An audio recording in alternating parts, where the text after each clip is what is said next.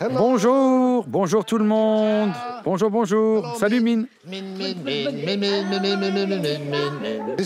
Je vous présente Min. Ce vétéran américain de la guerre du Vietnam a aujourd'hui un combat. Ces dizaines de milliers de Vietnamiens, contaminés par l'agent orange, un herbicide utilisé à l'époque par l'armée américaine. Près de 50 millions de litres ont été déversés sur tout le pays. Ultra toxique, l'agent orange peut rester des décennies dans l'environnement. Résultat, il provoque cancer, fausses couches et surtout des malformations à la naissance.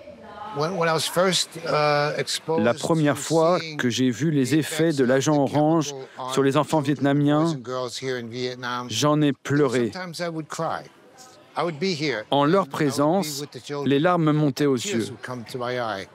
C'est ce qui m'a poussé à revenir ici pour aider. Le vétéran a quitté sa vie new-yorkaise pour s'installer au Vietnam. Tous les jours ou presque, il vient ici aider ce centre spécialisé qui accueille une trentaine d'enfants. L'atelier de couture est intéressant car les filles font de petits objets qu'elles revendent ensuite. Ça permet d'aider le centre.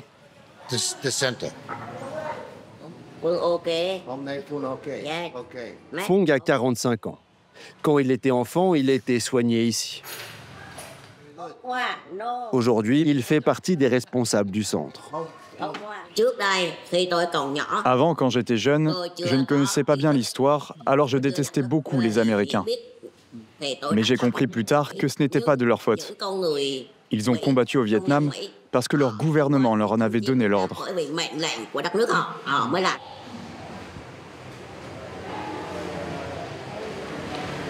Engagé volontaire, Matt Keenan a passé 1 an sous les drapeaux. Il vit aujourd'hui à Da Nang, où il était basé pendant la guerre.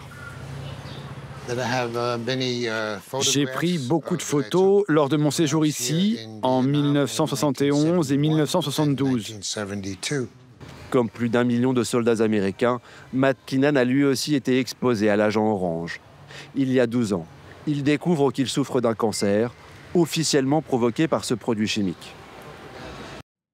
Et vous pouvez retrouver l'intégralité de ce reportage Billet retour à Saigon sur notre site internet france24.com. C'est la